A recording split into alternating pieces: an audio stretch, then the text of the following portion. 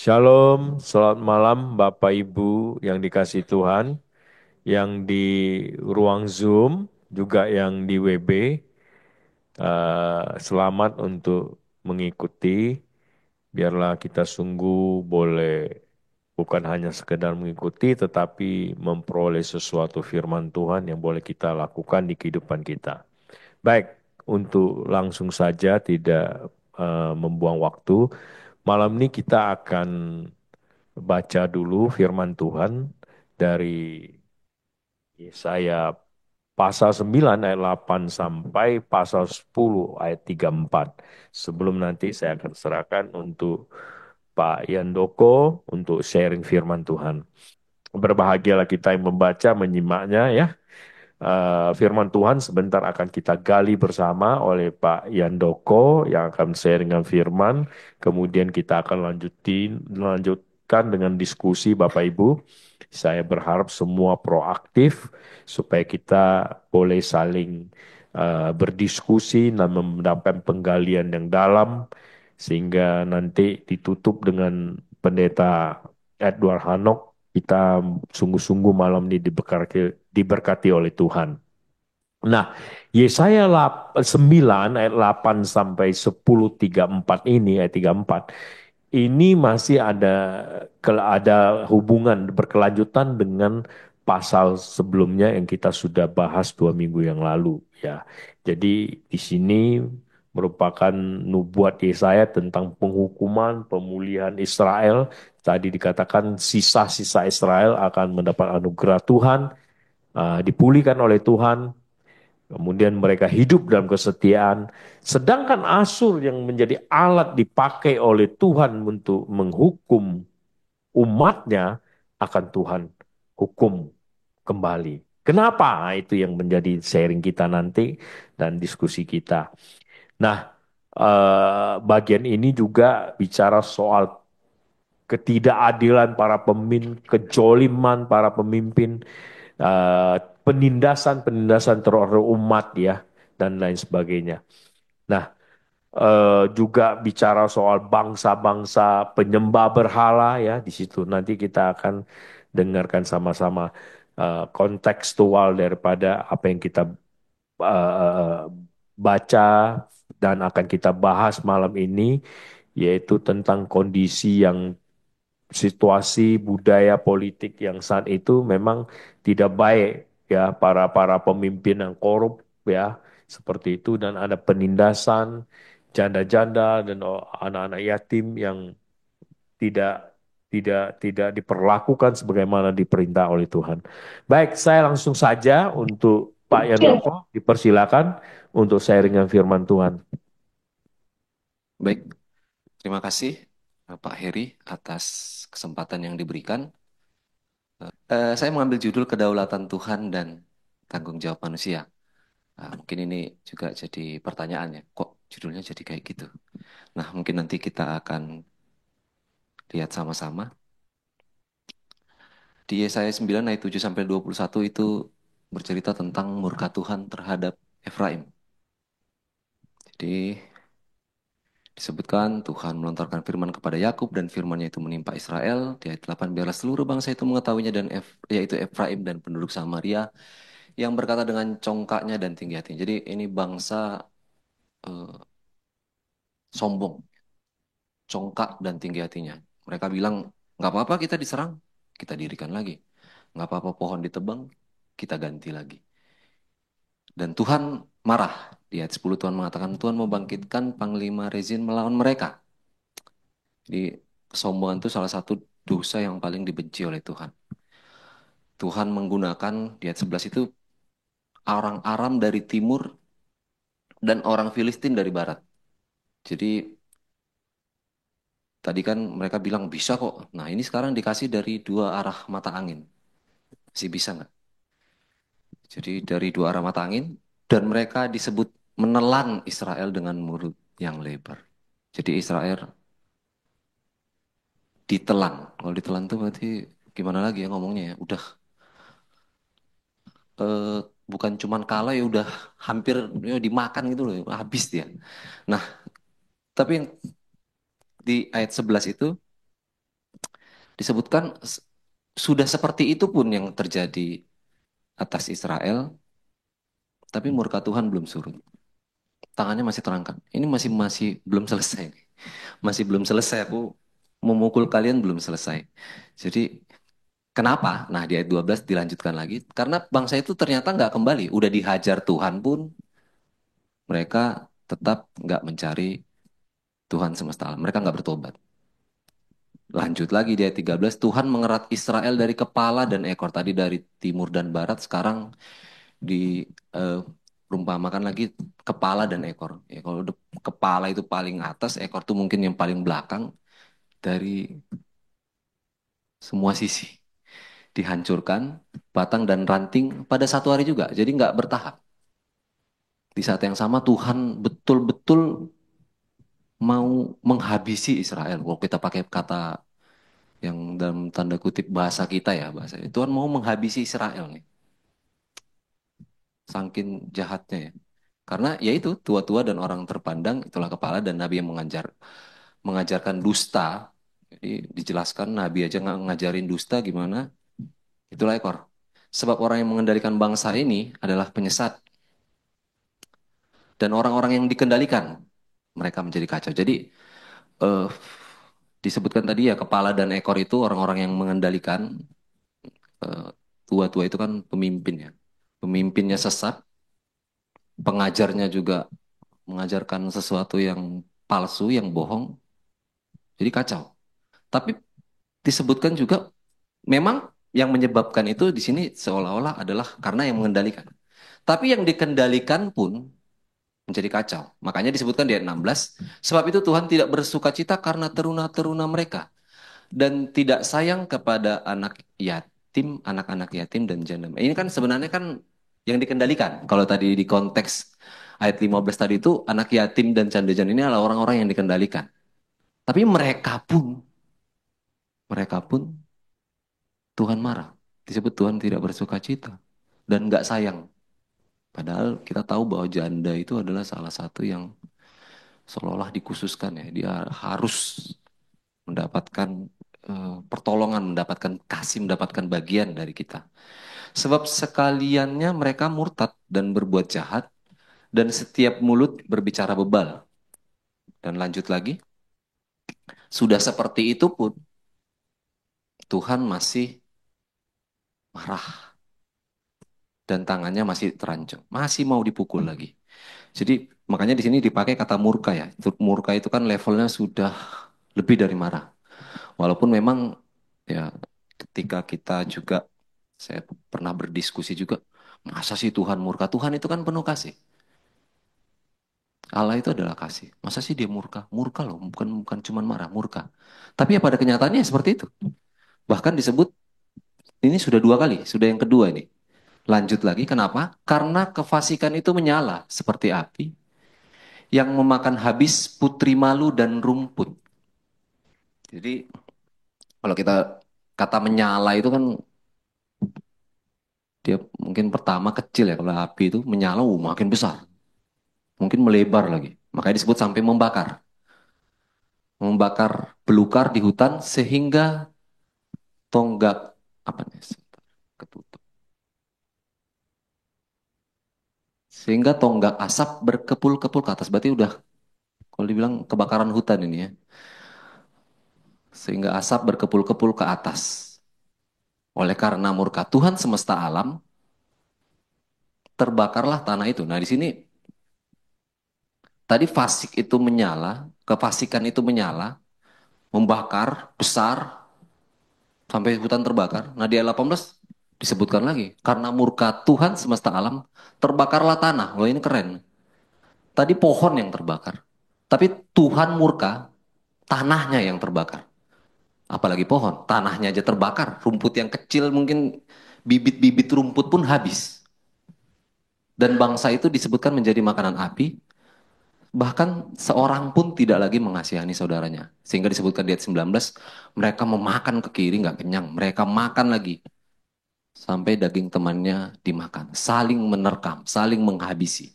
Saking jahatnya Efraim disebutkan di sini.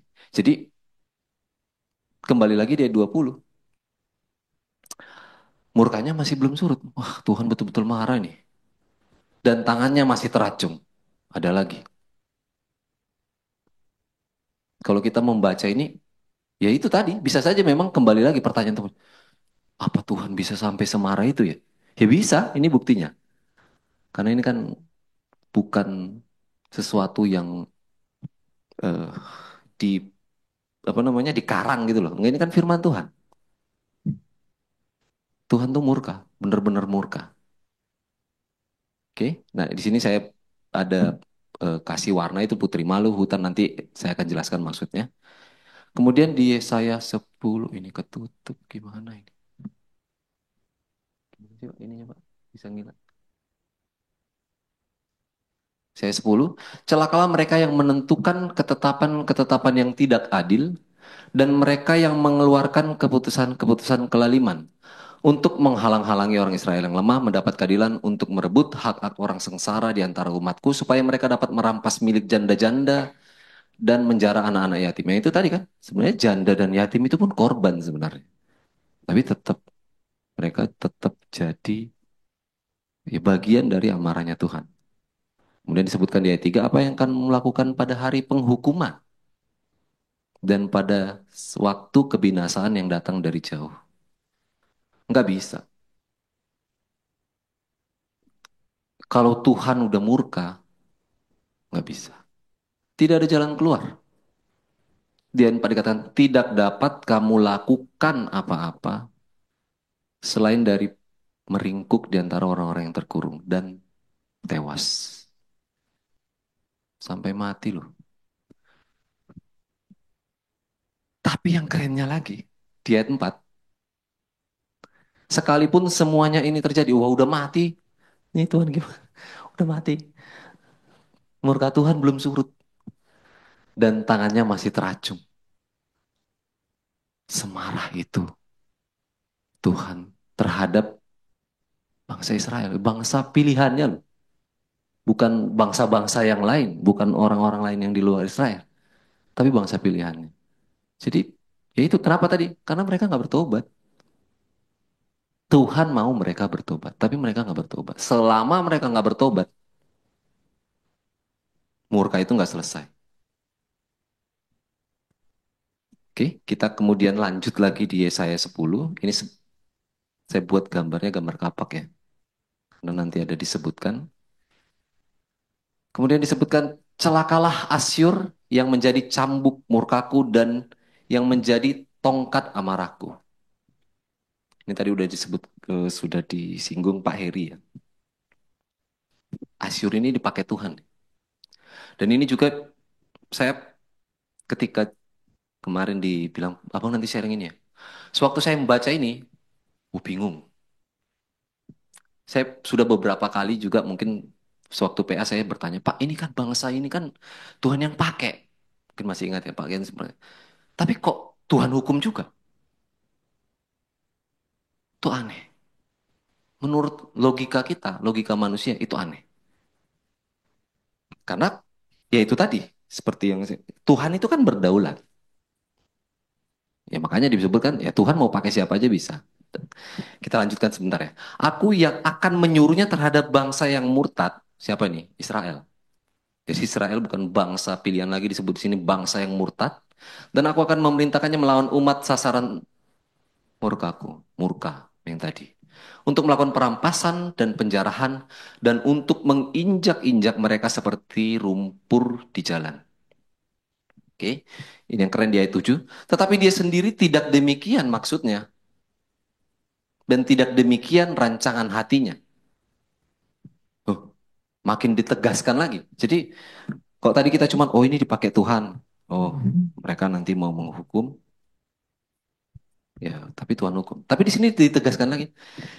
Bangsa Asyur itu nggak berniat seperti itu loh. Dia nggak merancangkan untuk, ya mungkin dia tetap di sini. Dia mau memusnahkan, menyelamatkan. Tapi tidak spesifik Israel. Tidak spesifik bangsa pilihan Tuhan itu yang mau dihancurkan. Karena bukan itu maksudnya disebut. Bukan itu rancangan hatinya. Kenapa? Ini disebutkan di ayat 8. Bukankah panglima-panglimaku itu raja-raja semua, orang-orang hebat semua? Terus ayat 9, bukankah Kalino sama halnya seperti Karkemis, atau bukankah Hamat seperti Arpad, atau Samaria seperti Damsik? Itu nama kota-kota yang sudah mereka kalahkan, sudah mereka taklukkan. Kemudian di ayat 10, seperti tanganku telah menyergap, ini masih perkataan Raja Asyur ya. Seperti tanganku telah menyergap kerajaan para berhala. Padahal patung-patung mereka melebihi yang di Yerusalem. Oh, yang lebih hebat dari Yerusalem aja udah kami kalahkan kok. Masa tidak kulakukan kepada Yerusalem dan patung-patung berhalanya? Jadi ada juga ini, si Asyur ini mirip-mirip kayak si Efraim tadi tuh. Sombong dia. Dia sombong. Terus Tuhan, di ayat 12.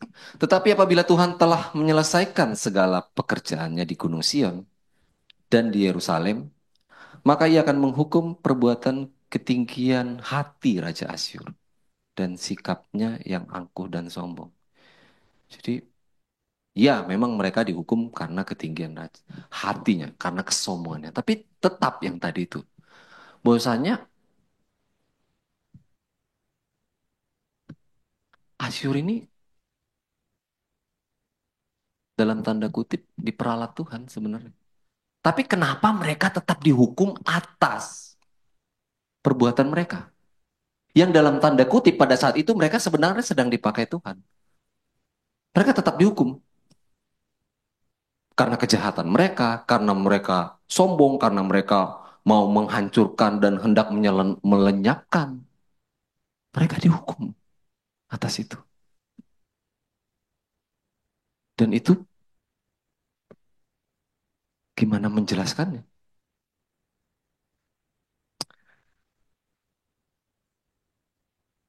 Oke. Dengan Raja Asyur telah berkata, dengan kekuatan tanganku aku telah melakukannya, dan dengan kebijaksanaanku sebab aku berakal budi, aku telah meniadakan. Wah, keren banget ya. Dia rampok, dia telah menurunkan orang-orang yang duduk di atas tahta. Seperti kepada sarang burung, demikianlah tanganku telah menjangkau kepada kekayaan bangsa-bangsa, seperti orang meraup telur, tinggalkan induknya, demikianlah dia meraup seluruh bumi, dia mau menguasai seluruh bumi. Kemudian di ayat 15, Tuhan berkata, dia kan tadi sombong nih, aku bisa kok. Tapi di ayat 15 dikatakan, adakah kapak memegahkan diri terhadap orang yang memakainya? Lah, di sini dijelaskan lagi nih. Kau kalahkan itu bangsa, karena kau kupakai. Kau bisa melakukan itu semua, karena itu aku yang buat seperti itu, kata Tuhan. Atau gergaji membesarkan diri terhadap orang yang mempergunakannya? Gak mungkin. Emang gaji bisa goyang sendiri kan? Gak. Siapa yang pakai, dia yang berkuasa. Seolah-olah gada menggerakkan orang yang mengangkatnya, dan seolah-olah tongkat mengangkat orangnya dan yang bukan kayu. Gak bisa. Kalau alat, ya alat. Karena alat itu kalau dalam ini ya bukan benda hidup. Siapa yang memegangnya, siapa yang menggunakannya, lah dia yang sebenarnya boleh mendapatkan kredit kalau dalam hal ini. Dia yang berkuasa. Balik lagi, yuk kan tadi kita udah ini. Balik lagi, Tuhan tegaskan. Itu mauku kok. Kau cuman kupake. Gak bisa. Ayat 16, sebab itu Tuhan semesta alam akan membuat orang-orangnya yang tegap menjadi kurus kering dihukum Tuhan. Dan kekayaannya akan dibakar habis dengan api yang menyala-nyala.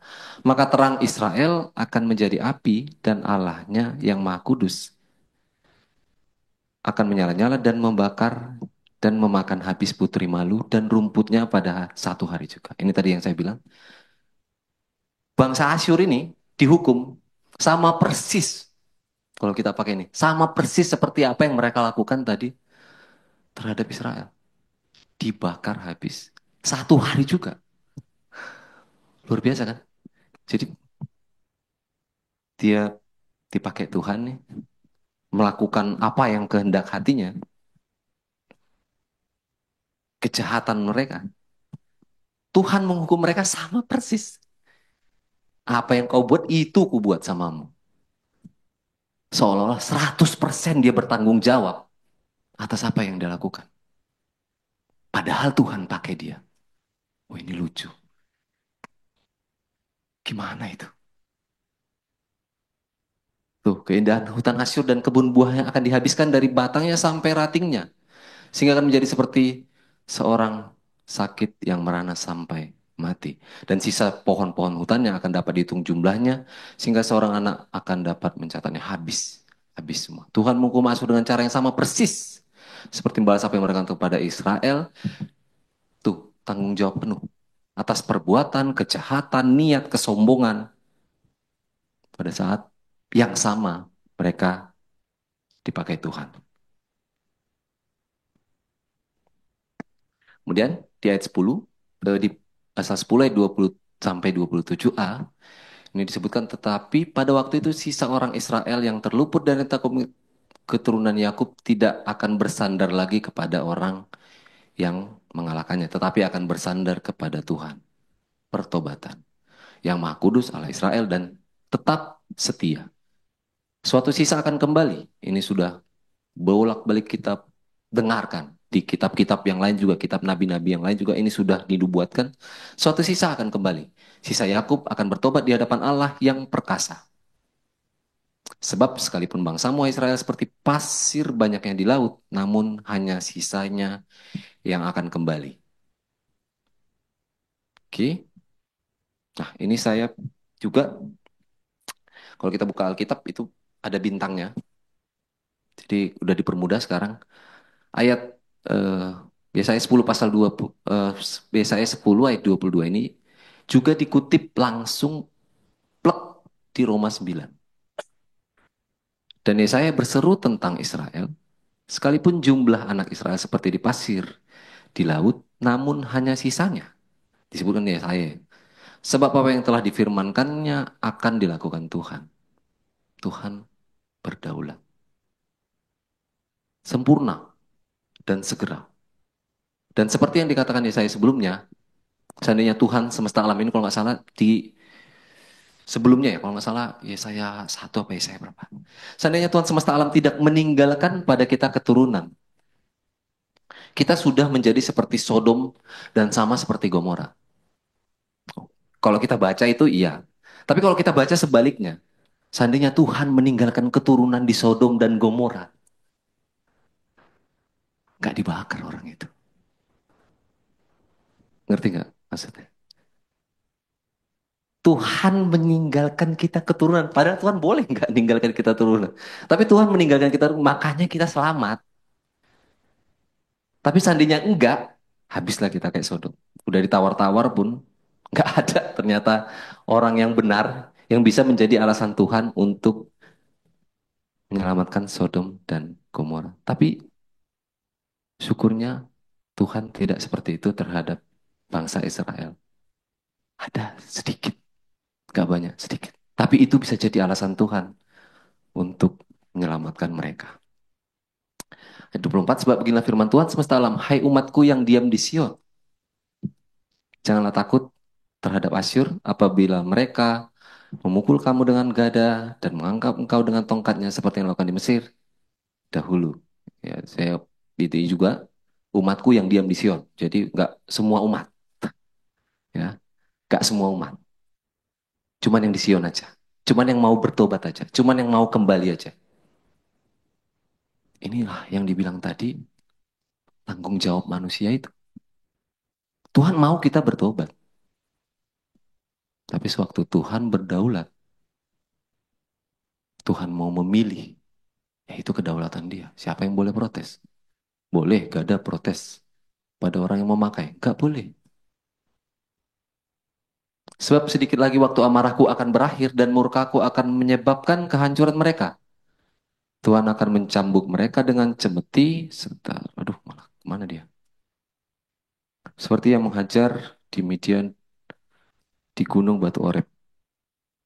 Pada waktu itu beban yang akan ditimpakan kepada mereka atas bahumu akan terbuang dan kuk yang diletakkan mereka atas tengkukmu akan lenyap. Nah, di pasal yang selanjutnya, di ayat yang selanjutnya itu bercerita tentang Asyur. Asyur sudah mau menyerang ini, udah datang dia. Dia muncul dari Rimon dan telah datang menyerang Ayat, melewati Migron, Mikras.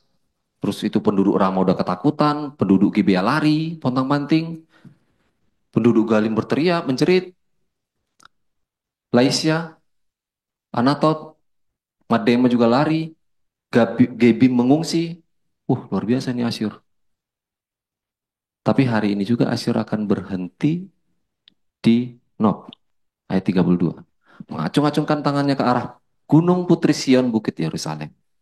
Dan lihat, Tuhan semesta alam akan memotong dahan-dahan pohon dengan kekuatan yang menakutkan. Walaupun semua bangsa tadi takut, itu udah berapa itu? Satu, dua, tiga, empat, banyak.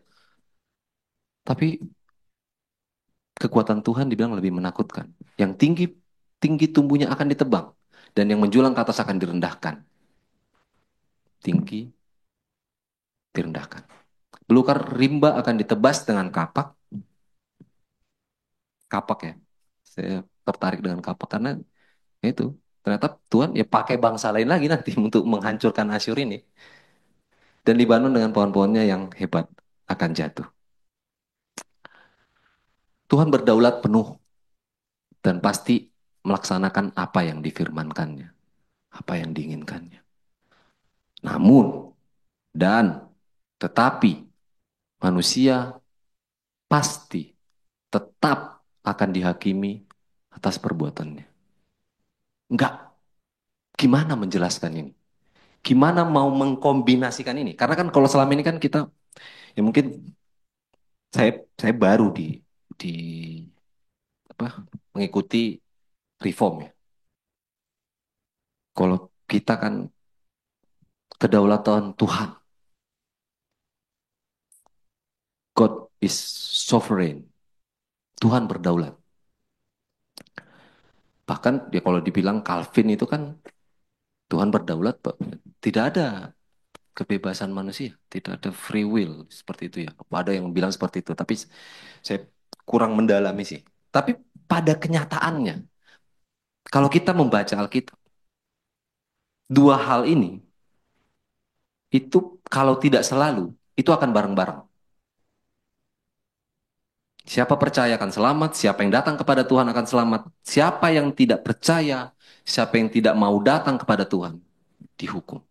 Itu bisa nanti kita baca, yang kalau satu-satu kita ini kepanjangan, itu Yohanes 3 ayat 1-10, itu seolah-olah yang pertama, itu Roh Kudus memilih siapa yang mau dia pilih untuk lahir baru, itu cerita tentang lahir baru. Terus di 11:21, itu panggilan siapa yang mau percaya. Yohanes 6 ayat 36-40, Matius 11 ayat 27, langsung itu di 28-nya juga di seolah-olah yang dua tadi itu. Terus Roma 9, kalau kita baca, itu tentang pilihan Tuhan, kalau nggak salah judulnya. Terus di Roma 10, itu tentang panggilan untuk pertobatan. Jadi Tuhan berdaulat. Kita harus terima Tuhan berdaulat. Kalau kita bisa pakai bahasa kita suka-sukanya Tuhan, suka-sukanya Tuhan. Tapi itu bukan berarti menghilangkan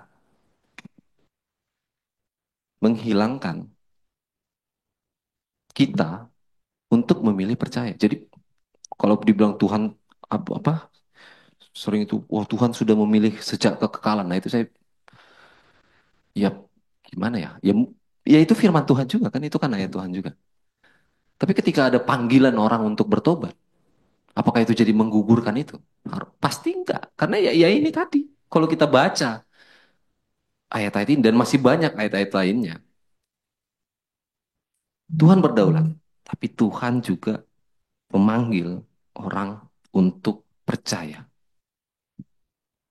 Jadi nggak ada pilihan lain selain untuk datang kepada Tuhan dan percaya kepadanya. Tapi percayalah, keselamatan itu 100% adalah anugerah Tuhan.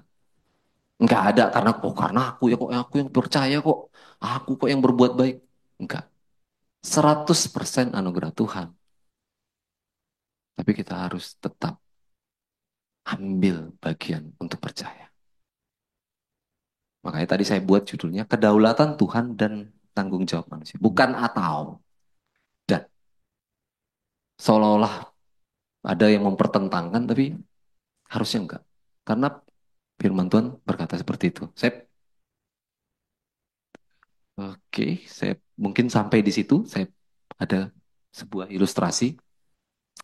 Ada seorang yang sehat, kalau kita lihat badannya tegap, kuat. Oh ini mungkin lari berapa kilo ya kan? Kalau aplikasi-aplikasi itu saya 3 kilo, mungkin dia 20 kilo bisa ya. Jadi dia sedang pergi ke gunung. Ketika dia pergi ke gunung, hobi dia naik gunung. Tanpa sengaja orang ini, yang sehat ini, yang kuat ini, yang perkasa ini, dia jatuh ke dalam satu pasir, pasir hisap, apa lumpur hidup gitu kalau kita bilang pasir hisap. Dengan kekuatannya dia berusaha untuk keluar. Tapi yang terjadi, semakin dia berusaha untuk keluar, semakin dia berusaha dengan sekuat tenaga, semakin dia tenggelam. Karena sifat pasir hisap seperti itu ya. Kita semakin meronta-ronta, semakin ke dalam kita. Untungnya ada tangan yang menolong dia. Karena kalau dia sendiri, pasti dia nggak bisa. Pasti dia akan tenggelam. Tapi ketika dia berteriak, dia minta tolong, mungkin pas ada temennya juga. Dengar dia diangkat, ditarik, dan dia selamat. Banyak dosa itu, ada yang ini unknown ya kalau saya cari itu. Dosa itu seperti pasir hisap. Usaha kita sendiri, itu cuma akan membuat kita tenggelam lebih dalam. Hanya tangan dari luar yang bisa menarik kita keluar. Roma 7 ayat 24 dan 25. Aku manusia celaka. Siapakah yang akan melepaskan aku dari tubuh maut ini? Syukur kepada Allah oleh Yesus Kristus Tuhan kita. Dialah penyelamat kita. Mungkin itu yang bisa saya sharingkan Pak. Terima kasih. Iya, terima kasih Pak Yandoko. Udah lewat beberapa menit memang ya, karena panjang dan dikaitkan dengan beberapa firman Tuhan di Perjanjian Baru ya, tentang anugerah keselamatan. Baiklah, tapi yang penting saya mau kembalikan kita kepada konteks malam ini yang kita mau perdalam ya. Ada lebih kurang ada 11 poin, 12 poin yang saya catat dari tadi yang di-sharingkan Pak Yandoko. Nanti sebelum saya kasih ke Bapak Ibu yang di Zoom maupun di ruangan ini, siapkan saja pertanyaan-pertanyaan apa yang mau didiskusikan. Ya, Ibu Lomongga, Bu Nevi, Bu Greta ya, Bu Ellen, ya Julius ya. Juga yang di ruang Zoom ini ada Bu Mei, Pak Galen juga boleh. Ah, saya menggarisbawahi dulu tadi sharing dari Pak Yendoko mengenai kesombongan Israel yang juga demikian keangkuhan dan Asyur, ya dua-duanya dihukum oleh Tuhan dengan dalam satu hari yang sama, persis kejadiannya, yang satu dihukum melalui tangan Asyur dan Asyur sendiri Tuhan yang memberikan hukuman seperti itu. Nah, kemudian ada juga murka Tuhan yang menyala-nyala tidak berhenti dalam satu penghukuman tetapi dilanjut ke penghukuman yang lain, bahkan sepertinya Tuhan belum puas menghajar Israel seperti itu. Nah, kemudian sebentar, ya ada pengendali pengendalian pengendali sesat ya dikatakannya tua-tua dan para nabi ya. Demikian juga dengan yang dikendalikan kacau dikatakan di situ. Tetapi tadi Pak Yandoko sempat mengatakan bahwa Tuhan pun sepertinya tidak peduli lagi sama para janda dan anak yatim ya seperti itu. Padahal di dalam konteks seringkali kita di dalam bagian lain kita seringkali mendapatkan Tuhan sangat menaruh perhatian kepada para janda dan anak yatim. Nah, di bagian tadi di pasal 10-nya terjawab tuh seperti itu. Dikatakan bahwa Tuhan memang tersirat mengatakan Tuhan memperhatikan para janda dan anak yatim, tetapi mereka diperlakukan tidak benar, tidak adil, zolim, lalim oleh pemimpinnya seperti itu. Nah, ini ada mungkin nanti Pak Yandoko Sepertinya kok paradoks ya. Ini bisa kalau bisa dijelaskan seperti itu. Kenapa di bagian 9 dikatakan Tuhan tidak peduli sama janda dan yatim, sedangkan di pasal 10 Tuhan membela seakan-akan seperti itu. Apa maksudnya seperti itu? Nah, kemudian ada bagian lain juga penekanan kepada Tuhan berdaulat. Ya, tadi sudah dikembangkan panjang lebar oleh Pak Yandoko ya. Tidak ada boleh yang protes tadi dikatakan seperti itu. Bahwa Tuhan berdaulat ya atas seakan-akan dikatakan kalimat Pak Yandoko tadi suka-suka Tuhan. Nah, pertanyaan yang timbul sebelum nanti Bapak Ibu juga tanya, saya mau tanyakan ini. Apakah menghukum dengan tidak adil kalau Tuhan suka-suka itu? Seperti itu. Seakan-akan suka-suka Tuhan gitu ya. Tidak boleh yang protes. Lantas apakah Tuhan kalau begitu menghukum dengan tidak adil? Pertanyaannya demikian. Nah, ada banyak hal lagi yang saya juga kalau Pak Yandoko berkenan bisa sampaikan juga bahwa dari konteks ini pembelajaran apa yang Bapak dapatkan yang bisa di-sharingkan juga kepada kita, konteks kekinian, bicara soal misalnya eh, kepedulian Tuhan kepada apa terhadap orang miskin, janda dan yatim itu. Terus dikatakan bahwa dihubungkan dengan pasal sebelumnya bahwa Israel tadinya Yehuda berkompromi mengikat janji dengan Asyur ya dengan melawan eh, musuh yang akan menyerangnya seperti itu. Nah, bagaimana dengan kehidupan kini ya?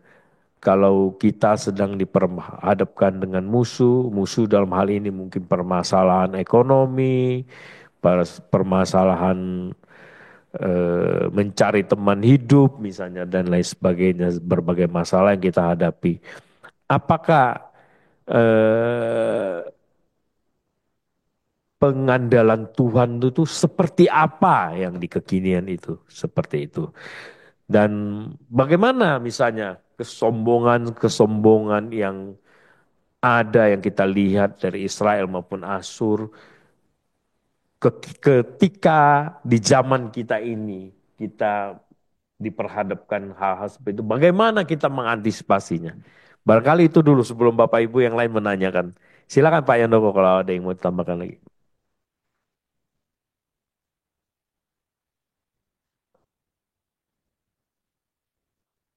Sebentar Pak, ya baik. Yang terkait janda-janda tadi Pak ya. Kalau ya, ketika disebutkan tadi di sebentar di 16 ya. Tuhan tidak bersuka cita karena terang-terang mereka, Tuhan tidak sayang kepada anak-anak yatim dan janda-janda mereka. Ya karena itu kalau saya tadi kan menghubungkannya karena orang yang mengendalikan dan dikendalikan menjadi kacau. Saya tetap anggapan saya memang anak-anak yatim dan janda-janda ini kan memang orang yang dikendalikan, termasuk dalam hal dalam orang-orang itu. Ya kalau kita bilang ya rakyat biasa lah orang ini kan, rakyat biasa. Tapi mereka juga jadi kacau Pak, disebutkan di sini. Ya sayangnya di situ. Jadi enggak, kalau saya sih apa namanya? Kan kalau yang di Yesaya 10 ayat 2 ya. Ayat 2 untuk celakalah yang mereka yang menentukan ya pimpinannya celaka ini untuk menghalangi orang-orang lemah mendapat keadilan untuk merebut hak orang sengsara supaya mereka dapat merampas. Ya itu kejahatan pimpinannya tadi itu, kejahatan kepala tadi itu. Kepala tadi jahat, mereka menjarah milik-milik janda. Tapi sekalipun janda-janda dan anak-anak yatim ini dijarah, mereka nggak boleh jadi jahat, Pak. Itu nggak boleh jadi alasan mereka. Mereka nggak boleh ikut kacau. Ya sudahlah pimpinan. Jadi mungkin kalau kita analogikan misalnya sekarang, pimpinan kita ini udah nggak beres ini semua ini negara ini udah hancur. Presiden dari sampai ini ya, udah kacau. Kita suka-suka aja lah. Nggak bisa gitu, Pak. Nggak bisa gitu. Jadi nggak bisa alasan, ya udahlah, udah. Udah kayak gini kok semua ini udah hal yang lumrah kok kejahatan-kejahatan ini. Kita ikut-ikut aja. Nggak bisa. Tuhan tetap hukum kita kalau kita seperti itu. Jadi sekalipun kita yang tertindas ini, kita adalah korban. Tapi kita harus tetap berpegang kepada perintah Tuhan. Mungkin itu sih Pak, kalau terkait janda ya. Jadi, n- namun demikian pengaruhnya sangat besar pemimpin itu terhadap rakyatnya. Pemimpinnya jahat, murid bawahannya juga bisa jahat gitu ya Pak ya. Bisa Pak, bisa. Iya. Karena kan memang tadi kan disebutkan karena mereka ini mempengaruhi syarat yang itu ikut menjadi kacau ya kan. Memang ada andil mereka di situ. Tapi ketika ada andil mereka, jadi bukan oh ini kan karena pemimpinmu kau dimaafkanlah kau. Enggak. Kalau kau jahat ya kau tetap dihukum atau ya itu tadi mungkin ya jadinya balik ke situ lagi ya karena tanggung kita bertanggung jawab atas diri kita sendiri. Mungkin itu Pak. Ya, terima kasih. Yang lain Pak, mau tadi ada beberapa lagi. Misalnya eh, kesombongan yang terakhir tadi saya sampaikan. Kesombongan Israel, kesombongan Asyur, kecongkakan mereka itu bisa terjadi di masa kini, di kehidupan kita ini. Ya. Ya, bagaimana mengantisipasi supaya kita tidak menjadi seperti Israel dan Asyur? Dan mungkin yang tadi saya tanyakan juga pelajaran-pelajaran apa yang Bapak boleh dapatkan dalam sharing malam ini. Baik, terkait kesombongan ya Pak. Eh, itu adalah hal yang sulit memang. Saya percaya gini, kan eh, kalau nggak salah analogi saya seperti ini Pak. Jadi eh, kan disebutkan bahwasanya misalnya nih uang, cinta uang adalah akar dari dosa ya kalau nggak salah seperti itu ya. Jadi maksud saya eh, kita jangan merasa kita bisa. Kita jangan kita kan kalau yang tadi itu kan sebenarnya kan kita jangan kita merasa mampu. Saya pernah seperti ini berpikir juga. Jadi eh, sewaktu sewaktu ular sewaktu ular itu datang kepada Hawa. Waktu ular datang kepada Hawa. Terus dia bilang, Hawa, makanlah buah itu. Enggak ah, Tuhan bilang enggak boleh. "Ih, enggak gitu Tuhan itu. Saya pakai bahasa saya. Enggak gitu Tuhan itu. Kalau kau makan itu, kau bisa seperti Tuhan. Kau tahu mana yang baik, kau tahu mana yang buruk. Kau akan hebat. Kau akan memiliki yang tidak kau miliki sebelumnya. Ya kan? Dia akan memancing itu juga kan. Maksudnya itu yang dia pancing. Tapi memang pada saat yang sama sebenarnya dia membuat kita, kalau kita dihubungkan ke konteks ini, dia membuat kita mau meragukan Tuhan. Ah, Tuhan tuh nggak sebaik yang dia bilang kok. Nggak sebaik itu. Coba aja, nggak apa-apa kok. Tapi ya udahlah, nggak apa-apa kok. Dia pancing kita meragukan Tuhan. Dia pancing kesombongan kita supaya kita bisa merasa lebih. Jatuhlah Hawa ke dalam dosa. Jadi itu yang itu yang susah, Pak. Jadi kalau kita dalam kehidupan kita ini kadang kan kita eh, kita kita berusaha, kita bekerja keras, kita usahakan semua, kita berhasil, berhasil apa yang kita mau kita bisa gapai. Itu itu saat yang kita paling rentan sebenarnya untuk menjadi sombong. Karena karena kita berusaha keras, tapi pada saat kita berhasil, kita nggak boleh sombong. Ya, susahnya di situ. Sama seperti Asyur tadi tuh, aku bisa kok ini raja-rajaku, panglima-panglima kamu hebat semua. Kami kalahkan ini, kami kalahkan ini, kami kalahkan ini. Tapi ya ternyata jadi di balik keberhasilan kita pun ada Tuhan harusnya di situ yang kita sadari. Ya. Mungkin itu, Pak. Terima kasih. Iya, terima kasih Pak Indoko. Jadi saya bisa nanggap bahwa kalau kesuksesan kita itu justru tanpa melibatkan Tuhan menjadi kita sombong. Tapi kalau dari awal kita menyadari bahwa kita tidak mampu, kita mengandalkan Tuhan, maka keberhasilan itu adalah keberhasilan yang membuat kita rendah hati. Kira-kira gitu ya Pak Indoko. Ya, terima kasih. Silakan Bapak Ibu, sebenarnya masih ada satu pertanyaan yang saya mau gali lagi ya soal tadi suka-suka Tuhan tadi ya. Tapi nanti kelamaan saya waktunya berjalan terus. Silakan Bapak Ibu yang lain yang mau mendiskusikan atau mau sharing. Kami persilakan sekarang sudah menunjukkan pukul 8 lewat 9 menit ya. Ya, waktunya jalan terus. Mungkin saya mau nanya nih, Ya, bicara tentang suka-suka Tuhan tadi iya, saya agak mengganggu pikiran saya gitu. iya. Kenapa Tuhan pakai Asyur gitu? Kenapa nggak Tuhan aja yang menghukum Israel gitu loh? Itu. Iya, Ya, gitu. Kenapa gitu? Alasannya apa gitu? Itu mengganggu pikiran sekali begitu. Oh, pada ujungnya Tuhan juga akhirnya kan menimpakan hal itu juga ke Asur gitu. Kenapa nggak langsung aja gitu? Nah, apakah di Asur itu tidak ada orang benar yang dijumpai oleh Tuhan sehingga Tuhan juga memusnahkan bangsa Asyur itu? Gitu. Itu aja sih. ya. Siapa saja boleh jawab selain Pak Yandoko.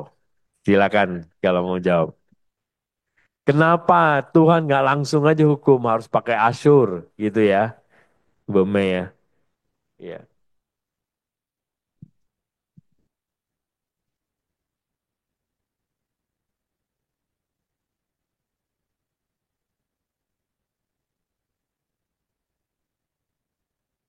Silakan kalau ada yang mau jawab. Kalau belum ada ya kita tampung atau ada barangkali pertanyaan baru. Oh Pak Saud udah ada. Tadi saya pikir malam ini dia nggak hadir. Ternyata hadir. Ya Pak Saud silakan kalau mau komentar.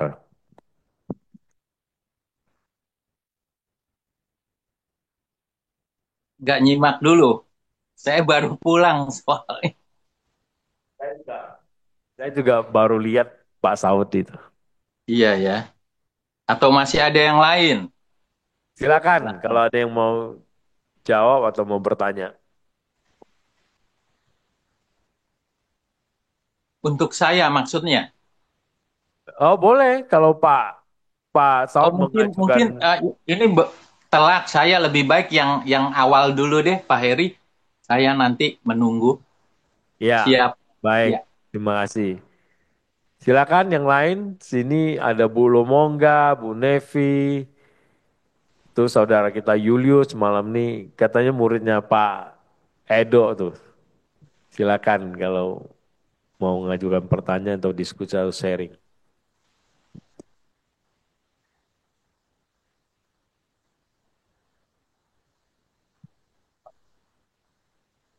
Siapa dulu Bu Lomongga atau yang lain? Bu Nevi sudah buka mic.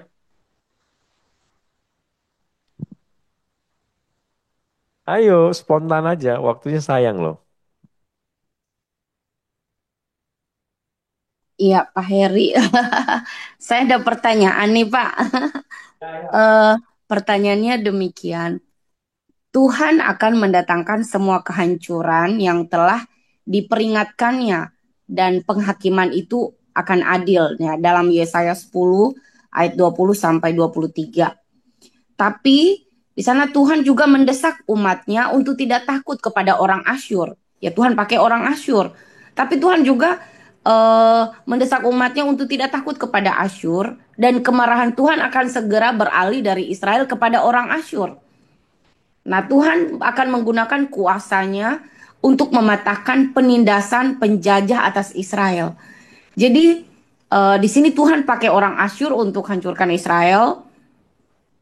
Tapi Tuhan juga mendesak umatnya yang setia ini untuk tidak takut kepada orang Asyur. Nah, dan kemarahannya akan beralih dari orang Israel kepada orang Asyur.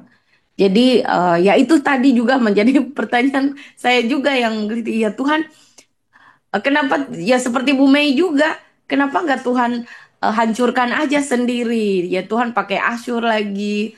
Apakah di sini saya berpikir apakah Tuhan mau dengan cara demikian, dengan cara didikan Tuhan kepada umat Israel ini mau menunjukkan siapa orang-orang yang setia itu.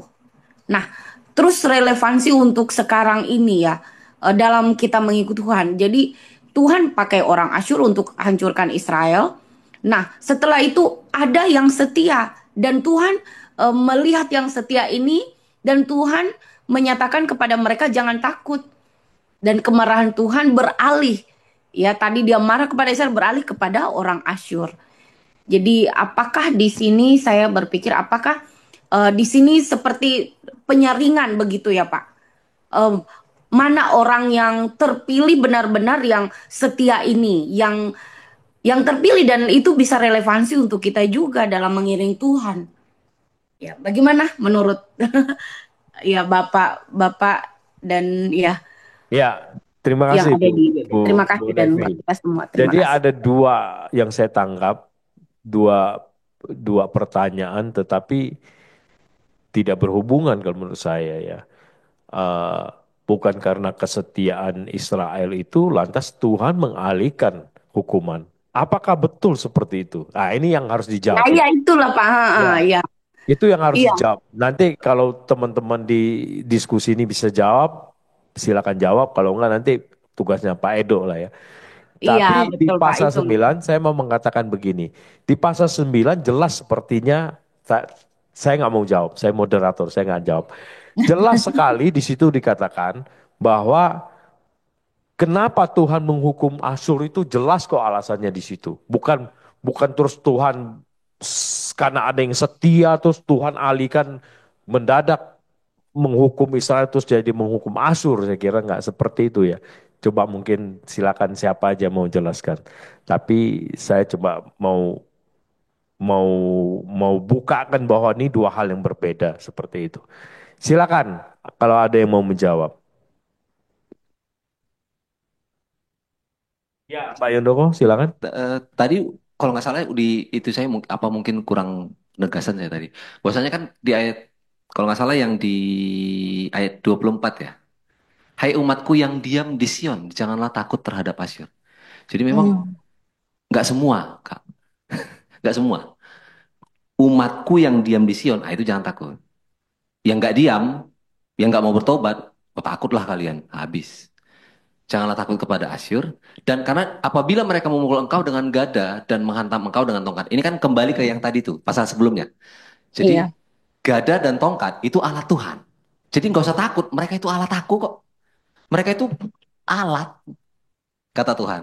Jadi nggak perlu takut kita sama Asyur kalau kita diam di Sion. Karena mereka itu gada dan tongkat yang lagi kupakai ini. Jadi nggak usah takut. Mungkin itu Kak. Ya, ini penghiburan ya Tuhan untuk umat Tuhan yang setia ya. Ya, itu satu bagian sudah dijawab. Iya. Siapa lagi yang mau coba jelaskan? Silakan. Ini mengenai apa tadi, kenapa ya Tuhan nggak jalankan aja sendiri Iya. firman-Nya? Nggak usah pakai saya. Kalau saya salah, kalau nanti Pak Edo yang membetulkan ya. Setahu saya Tuhan itu dalam menjalankan rencananya nggak pernah sendiri, selalu menggunakan manusia. Jadi dia kerjasama dengan manusia. Apapun yang mau dia lakukan selalu dengan manusia. Jadi nggak ya udah yang ini dihukum, yang ini kelihatannya sih begitu yang sepanjang saya tahu. Nah, terus kalau dibilang Tuhan, tadi Pak Yandoko bilang ya, sedikit kok sepertinya semaunya, menurut kedaulatannya. Iya, Kalau suka saya Tuhan. kalau saya baca di saya ini, Tuhan punya kasih loh. Begitu menyusun ayat-ayatnya pun dia selalu menyelipkan bahwa sebagian akan diselamatkan, yang bertobat akan diselamatkan. Jadi yang dia hukum memang yang betul-betul nggak mau bertobat. Jadi dia nggak semaunya, nggak seenaknya main babat aja semuanya. Enggak. Begitu oleh para nabi misalnya di khotbah, diberikan khotbah supaya bertobat, tapi nggak mau bertobat juga. Berulang kali nggak mau bertobat, berulang kali yang mulai nggak mau bertobat, baru Tuhan menjalankan hukumannya. Jadi, tapi begitu kita bertobat, kan dikatakan semerah apapun dosamu seperti kirmisi ya akan jadi putih, putih seperti salju. Dia akan maafkan, dia akan rangkul kembali. Jadi Tuhan itu maha pengasih. Tinggal kamu bilang, iya saya taat, akan di apa namanya dimaafkannya dan akan dirangkulnya kembali. Di sini Asyur dihukum karena sudah keterlaluan sombongnya. Dia menyamakan ilah-ilahnya dengan Tuhan Allah. Ya kalau lihat di pasal 4, pasal 10 ayat 14 itu kan dalam bualan dia juga menyamakan Tuhan dengan semua ilah-ilah yang lain dan berhala mereka yang sudah ditaklukkannya. Itu udah keterlaluan. Jadi eh, karena dia ingin menaklukkan juga Yerusalem dan Samaria, dia bilang sama aja. Kita kan sudah menaklukkan ilah-ilah di kota-kota lain. Apa sih bedanya dengan Yerusalem? Akan dihancurkan juga. Dia menyamakan Tuhan Allah, Allah Israel dengan ilah-ilahnya. Itu sudah keterlaluan. Kalau kita lihat ada ceritanya mengenai Herodes ya di kisah, kayaknya di kisah itu yang dia membuat dirinya seperti Tuhan yang langsung jatuh mati dimakan cacing kalau nggak salah. Itu ada ayat. Jadi Allah menghukum Asyur itu memang udah keterlaluan. Jadi bukan asal kok udah nolong menghancurkan Efraim kok masih dihukum lagi. Loh, dia kan cuma disuruh menghukum Israel sebagai alat Tuhan, yaitu merampas hartanya. Adalah, tapi nggak sampai dia mengangkat dirinya, mengangkat ilah-ilahnya sama dengan Tuhan yang memberi dia kuasa untuk menghukum Efraim.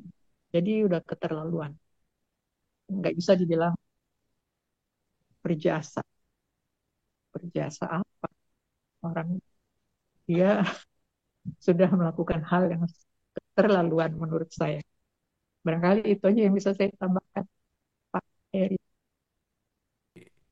Tadi pertanyaan Bu Mei juga sudah dijawab ya sama Bu Lomongga bahwa Tuhan dalam rencana pekerjaannya selalu melibatkan manusia. Tidak serta-merta ya bisa aja Tuhan langsung turunkan api dari langit seperti Sodom dan Gomora. Tapi tidak ada juga artinya bahwa Tuhan harus melakukan hanya sendirian. Tapi Tuhan juga bisa melibatkan manusia. Seperti itu kira-kira tadi jawabannya Bu Lomongga. Dan juga yang pertanyaan yang tadi Bu Nevi ya juga sudah dijawab ya sama Iya, Bu terima kasih Lomongga. Pak. Ya, terima Jadi kasih Bu. jikalau ada yang masih mau menambahkan silakan ya. Masih masih sebenarnya pertanyaan yang kenapa Asur itu dihukum Tuhan. Tadi Bu Lomongga sebenarnya udah jelaskan. Cuma ada satu kata ya Bu Lomongga ya. Di ayat 7 itu. Itu yang motivasinya yang nggak benar itu isi Asur itu ya. Nah, silakan cari sendiri. Saya nggak bertugas untuk menjawab hari ini. Baik. Barangkali ada yang lain lagi. Silakan. Shalom Pak, izin bertanya Pak. Silakan Pak Julius ya. Ya Pak, betul. Silakan Oke, monggo. di dalam Yesaya 10 ayat 4, ini adalah mengecam hukum yang menindas orang miskin. Dalam postmodern saat ini, bagaimana peran gereja dan masyarakat saat ini harus menanggapi ketidakadilan secara sistemik seperti rasisme, eksploitasi buruh, dan kesenjangan ekonomi, dan apa peran gereja terhadap nabi-nabi yang tidak menyuarakan kebenaran yang sejati. Terima kasih, Pak. Ya, ini pertanyaan kekinian. Jadi zaman kita ini dengan sistemik ya masuk di zaman pengaruh postmodernisme tadi ya, Pak Julius ya. Iya, Pak. Bagaimana sikap gereja terhadap ketidakadilan dan lain sebagainya ke apa tindakan-tindakan yang tidak manusiawi dan lain sebagainya. Mungkin sedikit bukan sikap kita terhadap nabi-nabi ya, tetapi mungkin para hamba Tuhan yang berfungsi sebagai nabi ya, tapi Ya, nggak ada maaf, nabi lagi. saya ralat, Pak. Zaman ini nggak ada lagi. Silakan, ada yang mau menjawab? Pak Gelen juga boleh menjawab. Sudah menyimaknya panjang lebar udah. Silakan Mas Saud. Iya, terima kasih Pak Heri. Begini, waktu lalu saya jadi moderator, ya saya juga pernah mengungkap bahwa kita ini adalah eh, ingin makan makanan keras, ya firman yang keras. Jadi saya anggap kita semua di sini sebagai akademisi yang mau belajar firman Tuhan ini juga harus lebih dalam lagi. Perbedaan itu tidak menjadi satu perpecahan ya, tapi justru menambah wawasan. Saya sedikit aja tadi singgung tentang kesombongan ya. Ini jenis dosa ini kok Tuhan artinya marah ya gitu ya, benci gitu ya. Sebenarnya kalau kita bisa lihat di Alkitab ya, saya bacakan di Amsal 6 ayat 16 sampai 19 ya, saya bacakan. Ini Alkitab yang tulis Perjanjian Lama ya, Amsal 16. 6 perkara ini yang dibenci Tuhan, bahkan 7 perkara yang menjadi kekejian bagi hatinya. Mata sombong, lidah dusta, tangan yang menumpahkan darah orang yang tidak bersalah, hati yang membuat rencana-rencana yang jahat, kaki yang segera lari menuju kejahatan, seorang saksi dusta yang menyembur-nyemburkan kebohongan dan yang menimbulkan pertengkaran saudara. Itu saya ambil dalam kitab Amsal. Di sana sombong justru mendapatkan tempat yang pertama ya. Ini hanya sebagai satu wawasan. Kemudian tadi melibatkan Asyur. Kenapa Tuhan pakai Asyur ya? Gitu ya. Ini menurut pendapat saya. Pernahkah kita masih ingat ketika bangsa Asyur justru tanda petik ya, yang menyelamatkan Tuhan, tapi memakai orang Nabi Israel.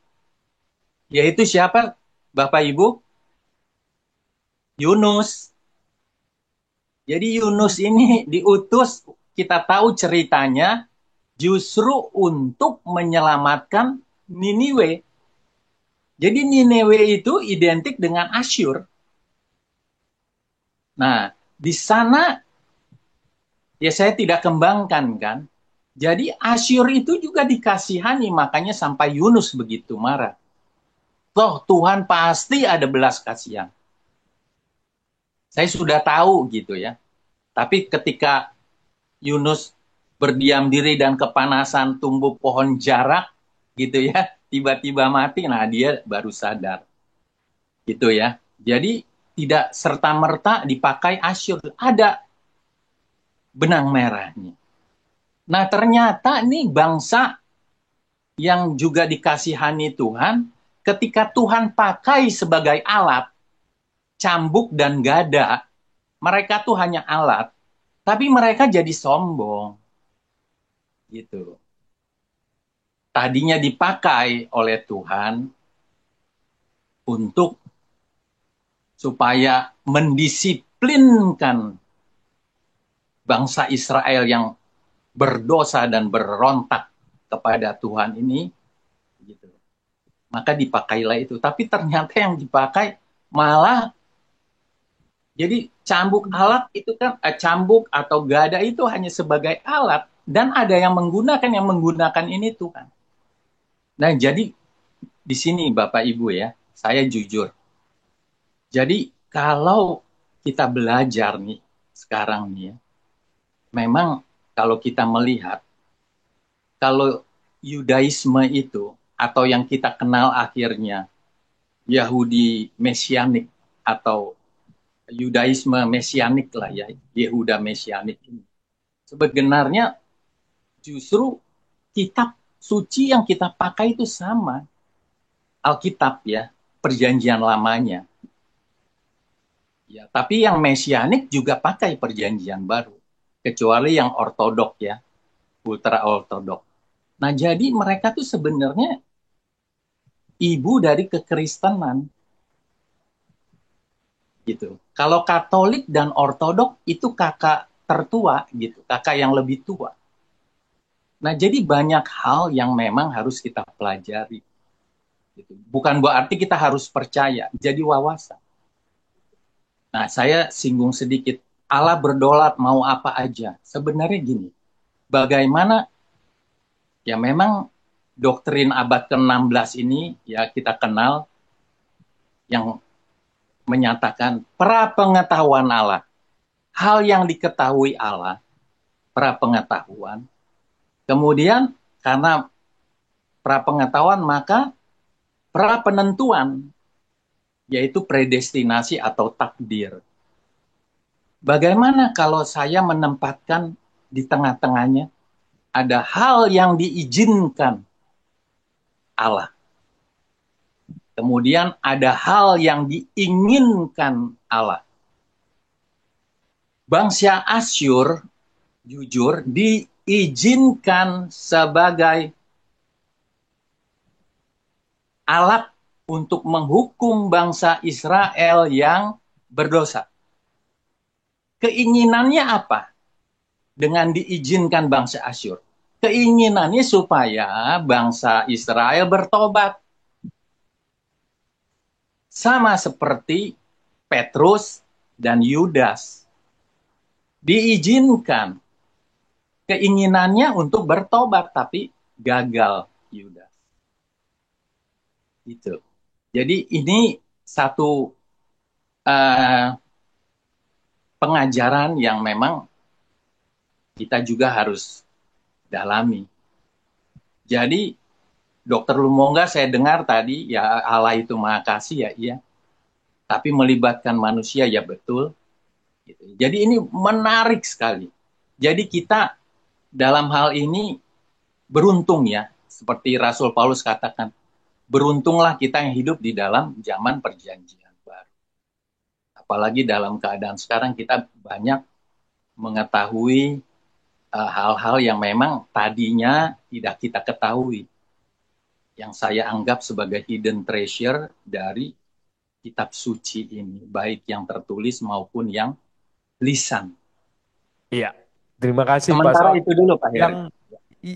Yang terakhir pertanyaan dari Saudara Julius apa mau dijawab? Karena waktu kita ya. memang sudah habis. Boleh. Ya silakan. Baik, saya jawab dengan ini lagi-lagi. Matius 5 ayat 20. Saya buka ya langsung ya.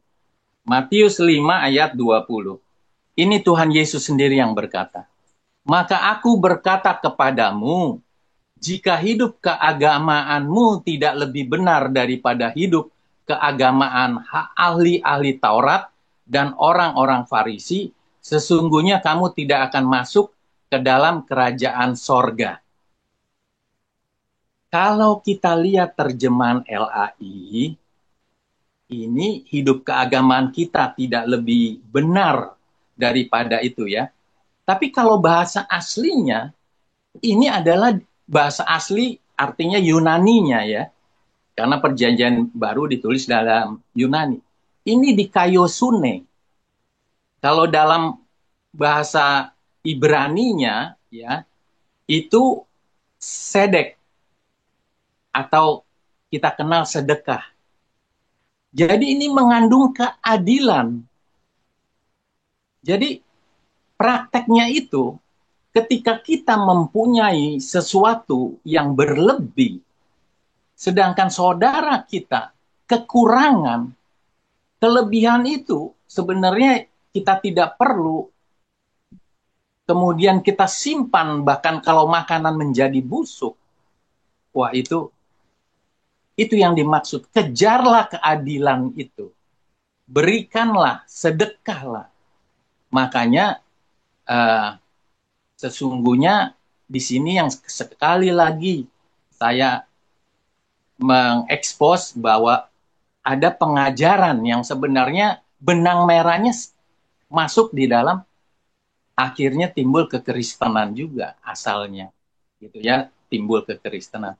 Jadi di sana di kaiosune atau sedekah, yaitu keadilan. Bagaimana prakteknya itu yang saya gambarkan secara praktis.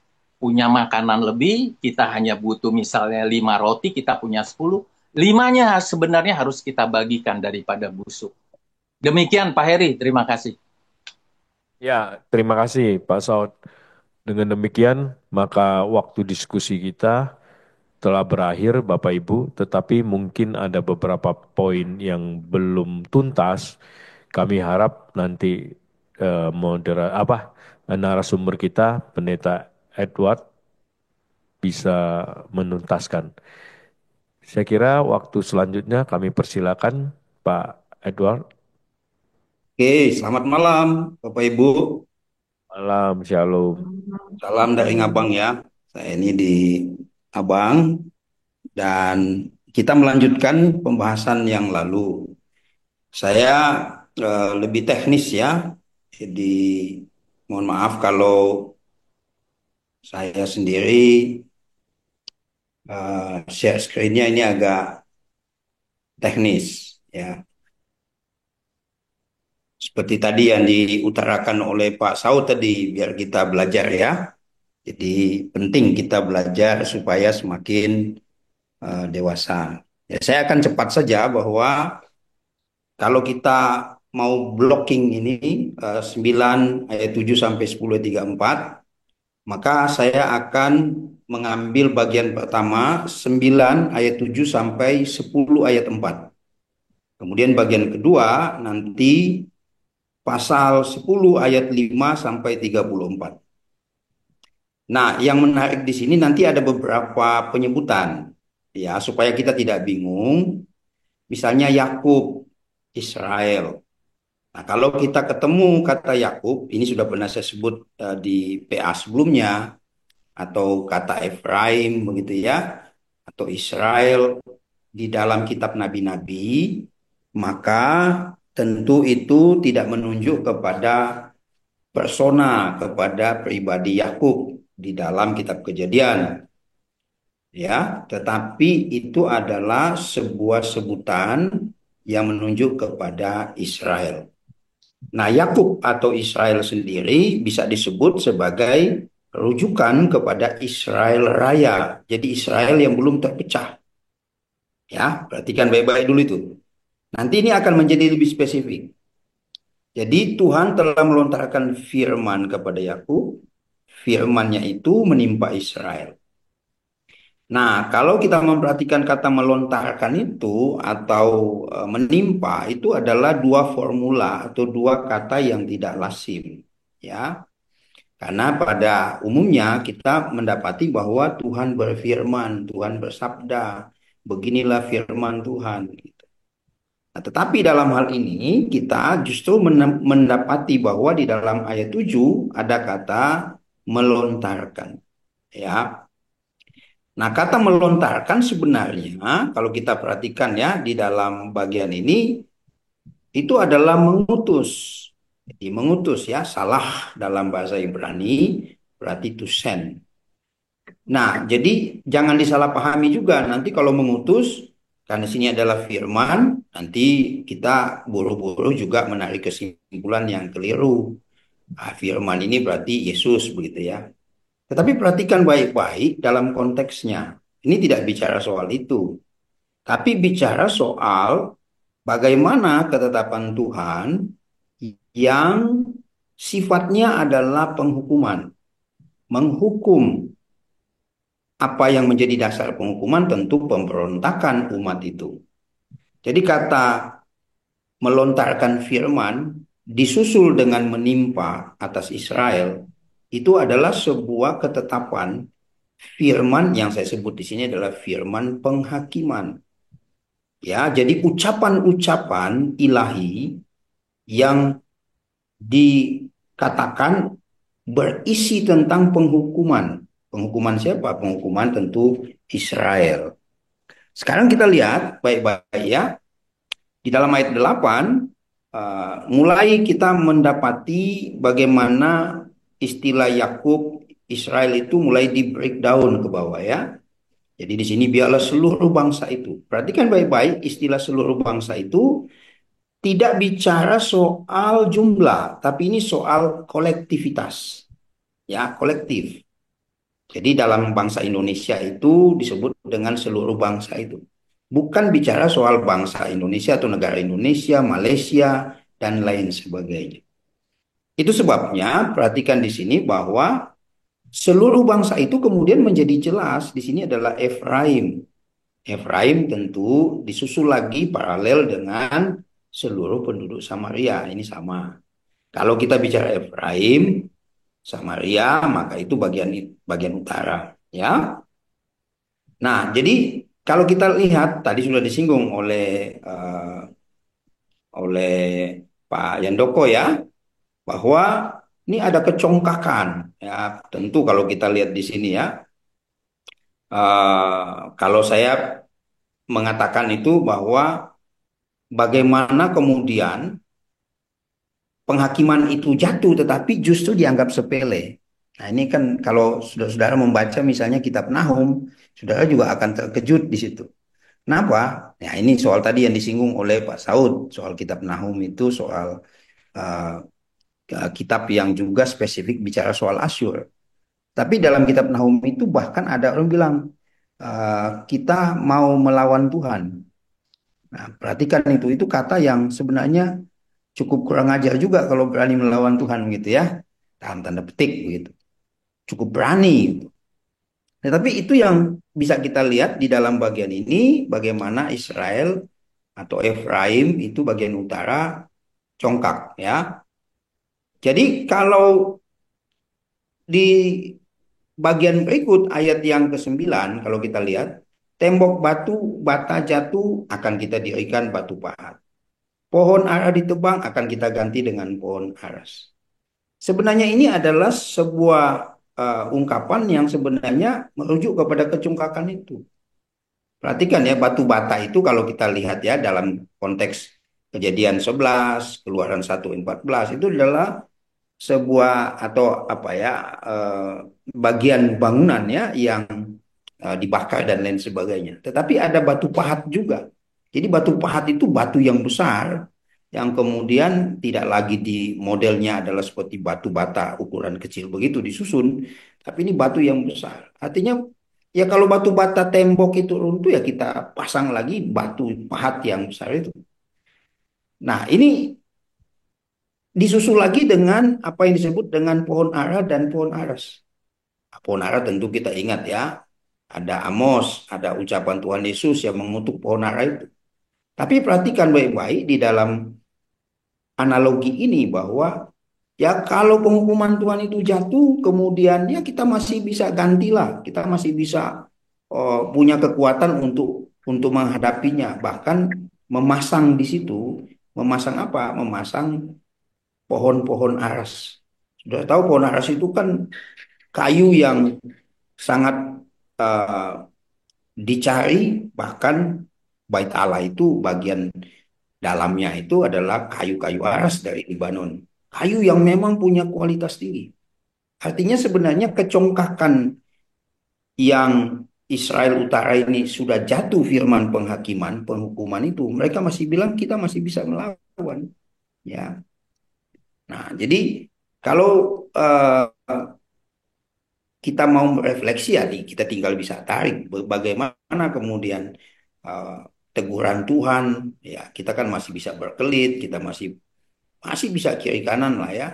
Ada teguran Tuhan yang keras melalui mimbar apapun, ya masih bisa berkelit. Saya masih punya A, B, C dan seterusnya. Nah, kemudian menjadi spesifik lagi tentu ini ayat 12 sampai 12 bagaimana Tuhan membangkitkan panglima panglima resin. Sebenarnya bentuk jamak ya. Melawan mereka dan mengerahkan musuh-musuh mereka. Jadi kalau kita lihat ada eh, ada bukan cuma sekadar bangsa Aram atau kerajaan Aram, tapi juga di situ kita lihat ada orang Filistin. Jadi musuh Israel yang dibangkitkan oleh Tuhan, meminjam istilah Pak Yandoko tadi adalah ketetapan Tuhan itu. Nanti kita juga melihat Asyur ya. Bagaimana Tuhan menjatuhkan penghukuman atas pelanggaran itu, bukan hanya Aram saja, tapi juga ada yang disebut dengan orang Filistin. Jadi posisi itu diberikan posisi terhormat kepada panglima-panglima resin itu. Bahkan kepada musuh-musuhnya untuk berada di tangan Allah itu mereka memang seperti digambarkan punya posisi yang mendapat trust, mendapat kepercayaan dari Tuhan, menjalankan penghukuman untuk bangsa Israel itu, Israel Utara. Meskipun mereka tidak menyadari itu bisa saja karena eh, itu di tangan Tuhan semua ya, Tuhan menetapkan itu. Tapi prinsipnya adalah bagaimana bangsa-bangsa ini menyerang Israel Utara itu merasa terhormat untuk bisa memerangi mereka karena mereka memang diberikan eh, apa ketetapan menjalankan ketetapan Tuhan untuk menjalankan penghukuman dari Tuhan. Ya. Nah, ada beberapa istilah yang kemudian kita bisa lihat di situ. Misalnya kalau kita lihat ungkapan sekalipun semuanya yang terjadi murkanya belum surut dan seterusnya. Itu ada 3 kali sampai kemudian kalau kita membaca pasal 10 juga ada. Ini yang sudah disinggung tadi. Nanti kita akan bicara apa sih maksudnya itu. Ayat 13 sampai 16. Kalau kita lihat bahwa penghukuman itu tadi Pak Heri sudah singgung ya, supaya ada maksud. Atau siapa tadi singgung, ada tujuan Tuhan untuk umat itu kembali ya. Bagaimanapun kita lihat sebobrok-bobroknya Israel Utara, tetap Tuhan utus nabi ke sana. Jadi mereka tidak terasing sendiri dengan nabi yang mereka ciptakan, dengan keimamatan yang mereka ciptakan sendiri, tapi Tuhan mengutus nabi ke sana. Nah, saya juga pernah berkata bahwa di Israel itu gampang kita menandai. Di mana ada nabi, di situ ada konteks, ada situasi bahwa bangsa itu tidak baik-baik saja. Jadi utusan Nabi Tuhan ke Israel Utara itu banyak, ada Hosea, ada Amos ya. Banyak nabi yang diutus oleh Tuhan ke sana. Tetapi di dalam ucapan-ucapan firman tentang penghakiman itu mereka tutup telinga, harusnya mereka kembali. Tapi inilah yang kemudian Tuhan tekankan di sini. Bangsa itu tidak kembali kepada Dia yang menghajarnya. Mereka tidak mencari Tuhan. Nah, kalau kita lihat misalnya istilah mencari Tuhan, bacalah kitab Amos, ya. Amos pasal 5, itu kan mencari Tuhan dan lain sebagainya. Maka, nah ini juga istilah maka Tuhan menghukum dan seterusnya ya. Tuhan mengerat dari Israel kepala dan ekor, batang dan ranting dari pada hari itu juga. Saya akan menjawab ini pertanyaan tadi ya secara cepat saya akan jawab. Bahwa kalau kita lihat misalnya mengapa kemudian Tuhan menambah lagi atau Tuhan menunjukkan bahwa ia tidak menarik murkanya, ia tetap menjalankan penghukumannya. Ya, di sini kalau kita lihat bahwa istilah mengerat dari Israel dan seterusnya itu mencakup kelompok tertentu di tengah umat itu. Tadi saya akan memberikan penekanan termasuk soal teruna-teruna, soal janda tadi ya. Kenapa tidak mendapatkan apa namanya kasih sayang Tuhan ya. Nah, ada kelompok elit. Kelompok elit itu kepala, itu tua-tua, orang-orang terpandang. Orang-orang terpandang itu adalah digambarkan dalam bahasa Ibrani mengangkat muka, gitu ya. Orang-orang yang memang memperlihatkan mukanya, gitu ya. Kemudian ekor itu adalah nabi-nabi. Saudara, kalau kita membaca konteks Israel Utara, nabi di sini bukan nabi yang benar, nabi palsu, nabi yang bicara seenak atau sekemauan raja. Jadi nabi di sini bukan nabi Tuhan. Nabi yang memang mengatakan dusta dan itu adalah bagian ekor dari Israel Utara seutuhnya, dari kepala sampai ekor, ya, dari pemimpin elit sampai kepada yang melayani di Betel itu, ya. Kemudian kelompok elit ini memang sangat berpengaruh, ya, ya, berpengaruh sampai kepada ekor. Bahkan mereka disebut sebagai penyesat, ya, sebagai penyesat. Perhatikan baik-baik itu, mereka adalah orang-orang yang kemudian membawa seluruh bangsa itu untuk tidak lagi mengenal Allah. Ini saya akan jawab tadi soal janda, soal apa tadi ya, kelompok-kelompok kecil yang kemudian terseret dalam permainan kelompok elit dan juga khususnya ada juga nabi palsu di situ. Nah, ayat 17. Sebab Tuhan tidak bersuka cita, Tuhan tidak sayang, dan begitu seterusnya. Perhatikan ayat 17 itu ada pada kata ini, sebab mereka sekalian murtad dan berbuat jahat, setiap mulut berbicara bebal. Jadi jangan hanya melihat bahwa ini menyalahkan kelompok elit nabi, bahkan bahkan para janda yang ada di sana. Ini bukan victim, bukan korban, mereka juga pelaku. Perhatikan baik-baik ayat 17 itu. Mereka sekalian berbuat murtad. Murtad di situ dalam pengertian godless, tidak memiliki Allah. Juga mereka berbuat jahat. Setiap mulut mereka bicara bebal. Kalau kita membaca kitab Raja-Raja, dua Raja-Raja bicara soal Israel Utara, raja aja tidak ada yang benar. Nabinya apalagi nabi penyesat. Sampai kepada rakyatnya bobrok semua. Padahal kalau kita lihat di dalam Taurat Musa, saudara-saudara, dan kita bisa baca Ulangan 17, 10 ayat 17 sampai 18. Tuhan dikenal bukan saja sebagai Tuhan Allah, segala Allah dan seterusnya, tapi juga yang membela hak anak-anak yatim dan janda dan menunjukkan kasihnya. Itu dalam hukum Musa jelas. Tetapi kalau kita lihat ayat 17, ia menyayangi orang-orang yang memiliki Allah. Ia tidak menyayangi orang-orang yang kemudian melupakan Allah, yang godless, ya, yang melawan Allah, yang berbuat jahat. Ia menghukum mereka. Oke, jangan bicara, jangan dikabulkan dengan bahwa kasih Allah itu kepada orang berdosa, jangan dikabulkan dengan itu. Tapi ini bicara soal umatnya yang kemudian perlu untuk ditarik kembali kepada Dia, gitu ya. Jadi kalau kita memahami ayat 17 itu, bahkan para janda, bahkan anak-anak teruna-teruna, tidak ada yang kemudian luput dari penghakiman Tuhan. Kenapa? Satu, jawabannya, mereka semua juga berbuat jahat. Mulai dari kepala sampai kepada bawah, mulai dari kelompok elit sampai rakyat biasa, berbuat jahat dan godless. Ya, maka murka Tuhan tetap tidak reda, tangannya masih teracung. Ya, ini kita bisa lihat beberapa frasa ini, kita bisa gambarkannya. Tadi saya tertarik dengan apa yang dikatakan oleh Ibu Lumongga, bahwa di setiap Tuhan menyatakan penghukuman, kalau kita membaca kitab nabi-nabi, selalu berbarengan. Di situ ada penghukuman, di situ ada janji keselamatan.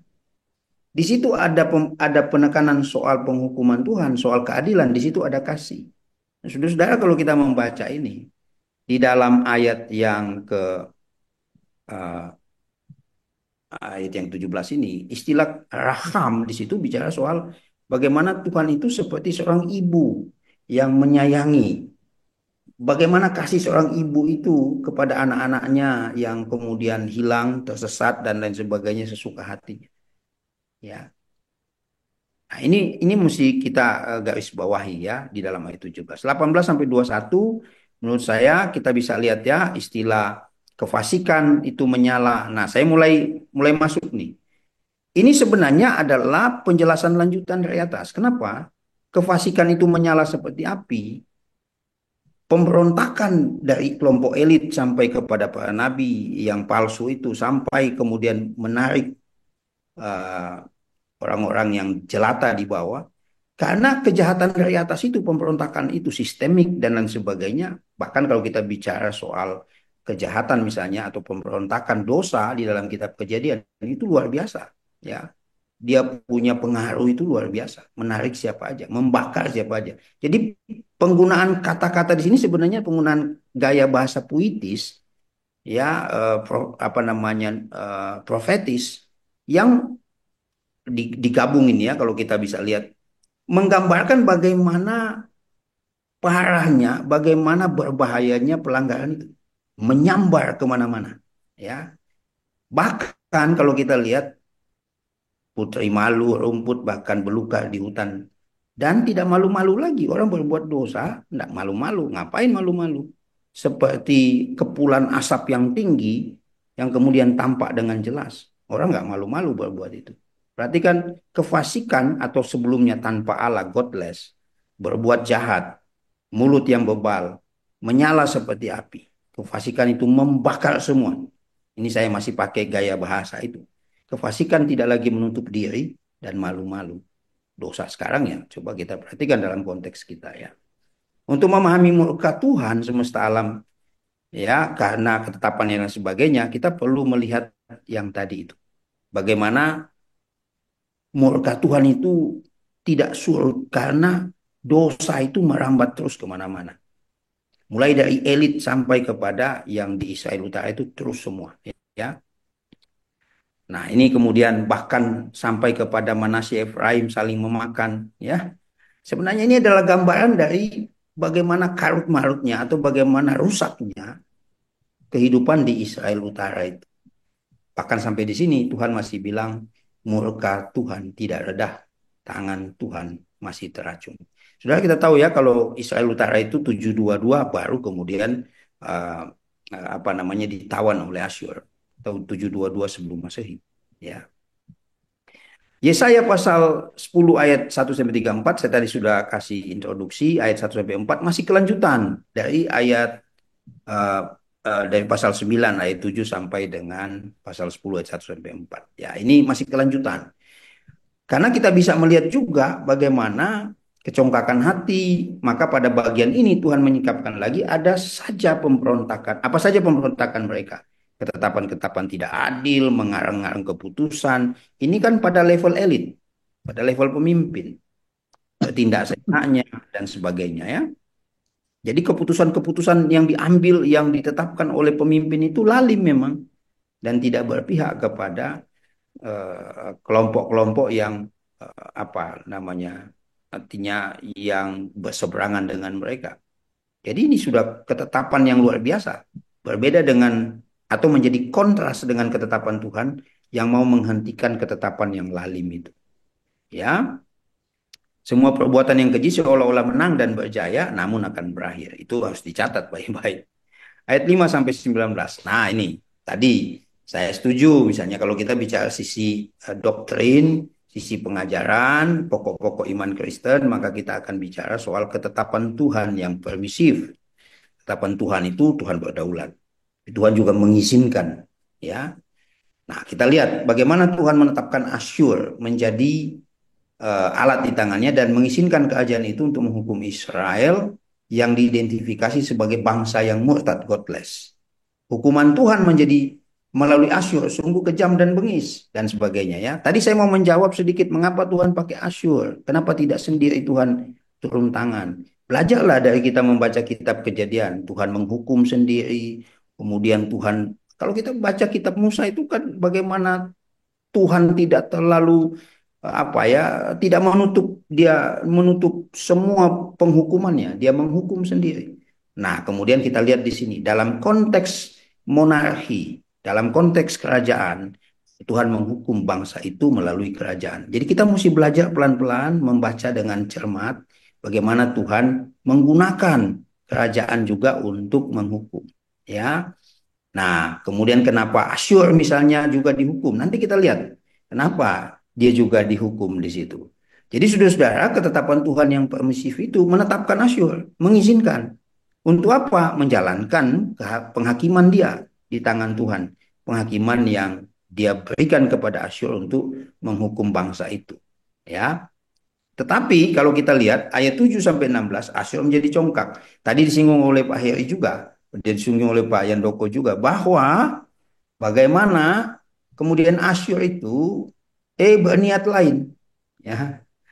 Niat hatinya udah busuk. Dia hanya dikasih batasan kemana, saudara? Israel Utara. Sekarang dia dengan gaya bahasa yang congkak, mengambil gaya bahasa yang catat oleh saya itu sama dengan pasal 9.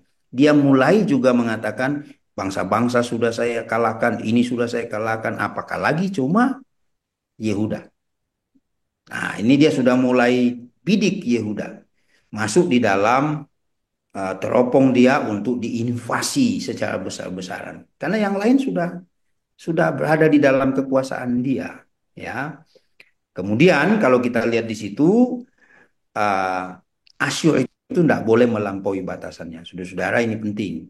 Ketetapan Tuhan pada siapapun, ya, bahkan kalau kita baca kitab Ayub dalam konteks kitab hikmat itu, iblis tidak boleh melampaui. Sudah dikasih batasan itu. Melampaui berarti ya siap-siap berhadapan dengan Tuhan. Ada batasannya. Jangan lewati garis merah itu. Ya. Nah, ini yang terjadi juga di Asyur, ya. Hukuman Tuhan atas Asyur ditetapkan. Seperti yang membakar putri malu, rumput belukar dan hutan Efraim dan Manasye di Israel Utara, demikian juga Asyur dihukum oleh Tuhan. Sekarang kita lihat ayat 20 sampai 27a. Nah, di sini ada sebutan sisa Israel, ya. Yakub dan Israel diulang lagi, tapi menjadi spesifik lagi di sini ada sisa Israel. Pertanyaannya adalah, terhitung pada bilangan mana sisa Israel itu? Apakah Israel Utara sisa-sisanya diselamatkan, atau juga menunjuk kepada istilah Yakub yang secara umum atau secara masih belum masuk di dalam konteks monarki itu, ya, masih kemudian umat itu lahir di Mesir dan lain sebagainya, masih umat Israel itu, umat Allah, atau juga ini terhitung dalam bilangan Yehuda. Ya, jadi kalau kita lihat, menurut saya di sini sisa Israel, ya, tidak hanya dihitung dari Israel Utara, tapi juga dari Yehuda. Meskipun ayat 24 kalau kita lihat ya dalam Yesaya pasal 10, itu termasuk dalam pengantar untuk masuk menggambarkan upaya invasi Asyur ke Yehuda. Perhatikan pasal 10 ayat 24 ya. Ya, saya mau mengajak saudara-saudara untuk membaca lebih cermat ya, supaya kita tahu rujukannya atau patokannya, gitu ya. Murka Tuhan akan segera reda dan tangan Tuhan akan tetap teracung kepada umatnya, akan segera turun. Jadi kepada umatnya itu murka Tuhan akan turun, sekarang akan berganti, murka Tuhan itu akan tetap menyala kepada Asyur, tangan Tuhan akan tetap teracung kepada Asyur. Karena Asyur sudah melewati batas. Ya. Ayat 27 sampai B sampai 34, menurut saya tidak terlalu spesifik kita bahas. Ini mengenai atau informasi mengenai invasi Asyur. Kalau Asyur menakut-nakuti Yehuda, Yerusalem, ya, seperti Tuhan menetapkan batasan Asyur, demikian juga Tuhan yang dianalogikan sebagai kapak itu yang tadi disinggung oleh Pak Yandoko, demikian juga Tuhan menetapkan akhir dari Asyur sebagai kerajaan. Karena nanti kemudian kalau kita membaca terus, nanti mulai dari pasal 13 ke atas ya, kita akan membaca soal nubuatan-nubuatan mengenai bangsa-bangsa. Nah, ini nanti makin menarik.